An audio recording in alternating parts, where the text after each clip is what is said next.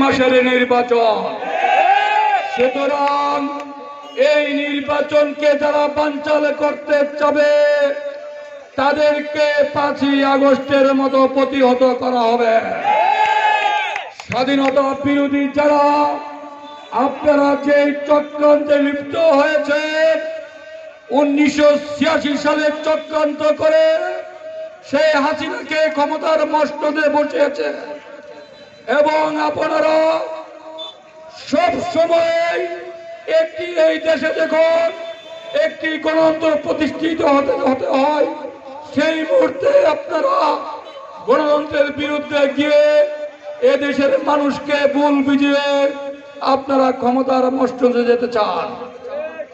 আমরা কিন্তু বলে যাই নাই আমরা যুদ্ধের সময় জন্ম হয়নি, কিন্তু আমরা শুনেছি সেই একটি দল দ্বারা বাংলাদেশের 30 লক্ষ মানুষ হত্যা হয়েছিল। সে একটি দল দ্বারা বাংলাদেশকে ধ্বংস করে দিয়েছিল।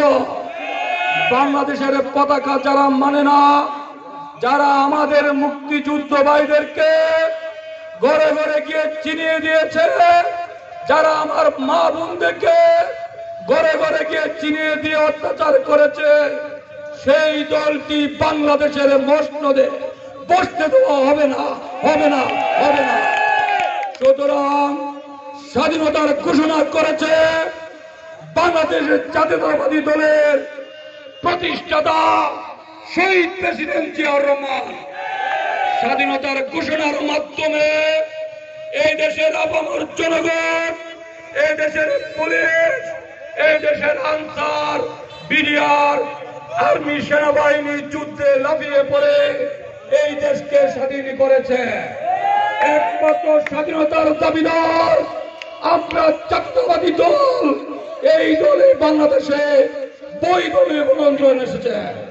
বৈদলীয় গণতন্ত্রের মাধ্যমে এই দেশে গণতন্ত্র প্রতিষ্ঠিত করেছিল আমাদের শহীদ প্রেসিডেন্ট জিয়াউর রহমান। সুতরাং কোন চক্রান্তই কাজ হবে না। এই বাংলাদেশে শহীদ প্রেসিডেন্ট জিয়াউর রহমানের দলে প্রতিষ্ঠিত হবে। আগামী সংসদ নির্বাচনে বিপুল সংখ্যক আসন নিয়ে বিএনপি অবশ্যই ক্ষমতায় আসবে। আপনারা যদি ভুলে যান আমাদের নেতা কর্মীরা যারা অত্যাচারিত হয়েছে, কেউ কিন্তু ভুলে যায়নি। এখন যারা আপনারা সামনের কাতারে আসতে চান, যে লোকটি আমাদের সাথে মিছিলে ছিল সেই লোকটিকে চেয়ার থেকে উঠাবেন না। আপনারা অবশ্যই জানেন কারা মিছিল করেছে, কারা আমাদের পাশে ছিল দুর্দিনে। সুতরাং আপনারা যারা নির্যাতিতদেরকে সম্মান করবেন না, আপনারাও কিন্তু ভবিষ্যতে ভালো জায়গায় আসতে পারবেন না। সংগ্রামী ভাইরা আমার, এই কসবা উপজেলায় মিছিল করতে গিয়ে লোক খুঁজে পায় নাই।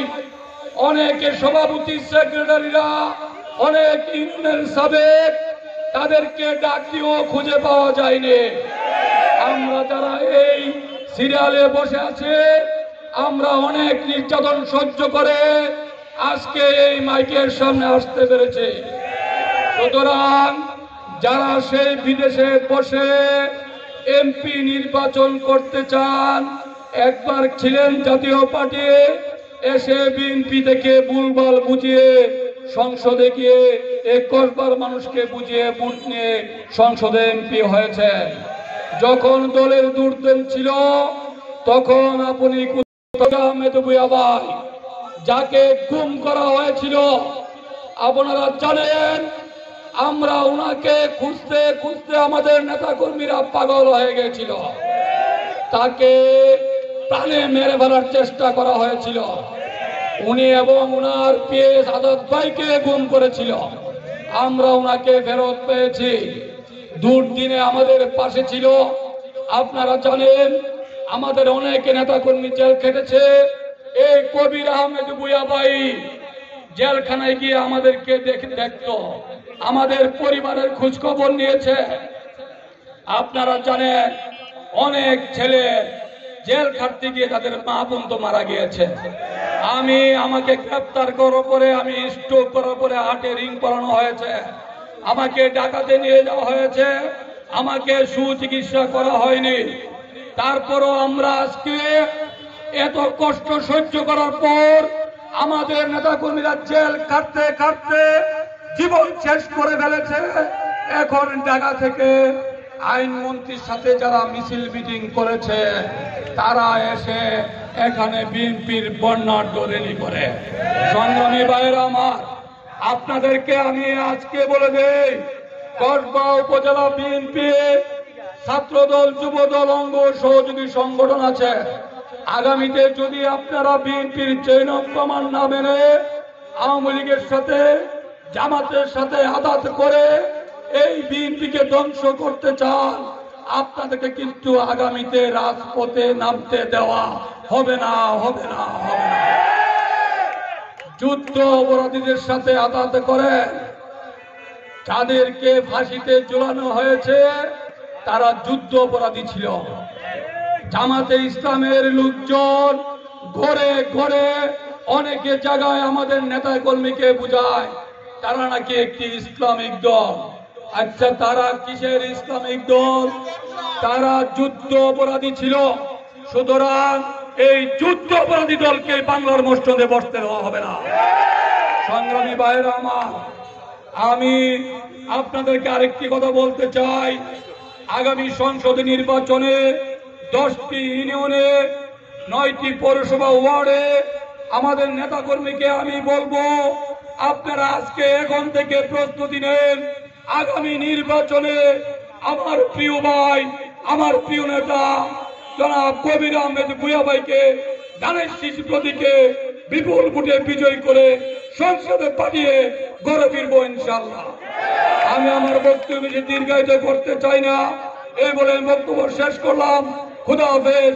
বাংলাদেশ জিন্দাবাদ, বাংলাদেশ জাতীয়তাবাদী দল জিন্দাবাদ, দেশনেত্রী বেগম খালেদা জিয়া জিন্দাবাদ, শহীদ জিয়া অমর হোক, তারুণ্যের অহংকার তারেক রহমান জিন্দাবাদ, আমার প্রিয় নেতা আল্লাহ কবির আহমেদ ভূঁইয়া ভাই জিন্দাবাদ, জিন্দাবাদ, জিন্দাবাদ। এই পর্যায়ে বক্তব্য নিয়ে আসছেন আমাদের সকলের প্রিয় নেতা, আজকের সভার সভাপতি, যিনি আমাদেরকে আইনি সহায়তা করেন, কসবা উপজেলা বিএনপির সভাপতি জনাব অ্যাডভোকেট ফখরুদ্দিন আহমেদ ফখরুল ভাই। কে সেই নেতা? কে সেই নেতা? दूसरा कोई नेता है? नहीं नहीं नहीं, এক নেতা কবির আহমেদ ভূঁইয়া আজকের অনুষ্ঠানের প্রধান অতিথি, যিনি আমাদের সাথে ভার্চুয়ালি উপস্থিত আছেন। আমাদের মাঝে উপস্থিত আছেন কসবা উপজেলা বিএনপির সংগ্রামী সাধারণ সম্পাদক, যিনি এই দলের জন্য 29 বার রিমান্ডে গিয়েছেন। পুলিশ, এই হাসিনার হায়না পুলিশ, তাকে ক্রস ফায়ারে যাওয়ার জন্য চেষ্টা করেছে আজকে, এবং দীর্ঘদিন যিনি কারাভোগ করেছেন এই দলের জন্য। আমাদের প্রাণপ্রিয় নেতা শরীফুল হক স্বপন, যিনি আমাদের দলের সংগ্রামী সাধারণ সম্পাদক। উপস্থিত আছেন আমাদের দলের সিনিয়র ভাইস প্রেসিডেন্ট, সাবেক সংগ্রামী সাধারণ সম্পাদক জনাব ইকরির আজম। উপস্থিত আছেন আমাদের মাঝে কসবা পৌর বিএনপির সংগ্রামী সভাপতি শরীফুল হক শরীফ ভাই।